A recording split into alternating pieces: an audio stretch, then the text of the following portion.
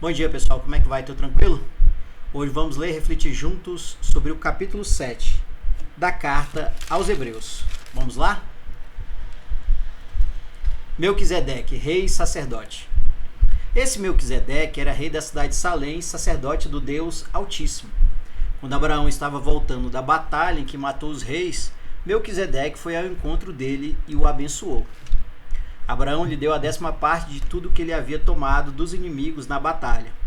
O nome de Melquisedeque quer dizer primeiramente, rei da justiça. E porque ele era rei de Salém, o seu nome também quer dizer rei da paz. Não se conhece o pai, nem a mãe, nem qualquer antepassado de Melquisedeque. E também não se sabe nada sobre o seu nascimento ou sobre a sua morte. Por ser como filho de Deus, ele continua sacerdote para sempre. Vejam como Melquisedeque era grande. Abraão, o patriarca, lhe deu a 10ª parte de tudo que havia tomado dos inimigos na batalha.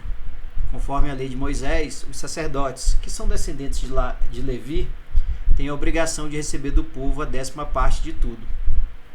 Eles recebem dos seus próprios patrícios, embora estes também sejam descendentes de Abraão.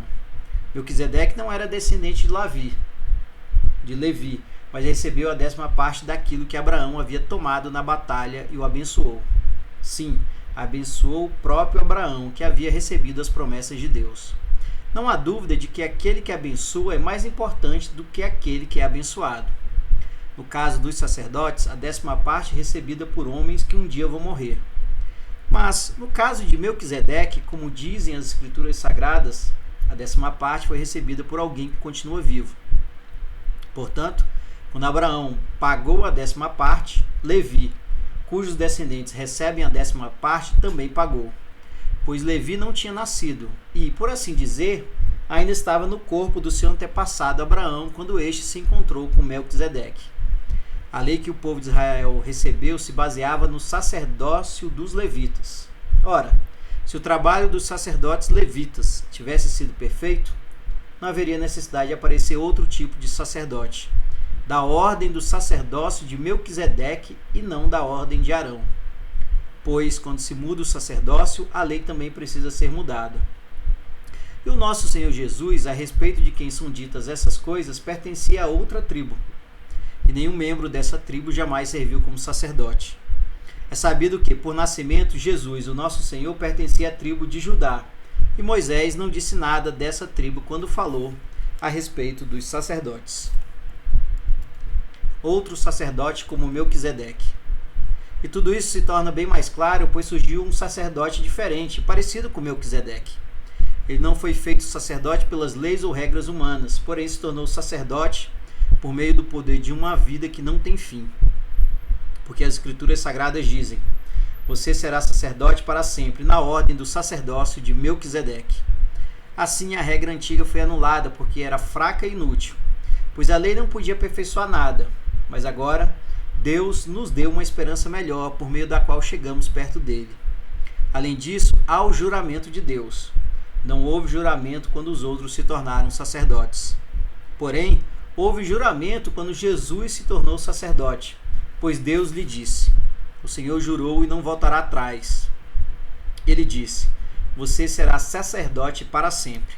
Portanto, essa diferença também faz com que Jesus seja a garantia de uma aliança melhor. Há ainda outra diferença.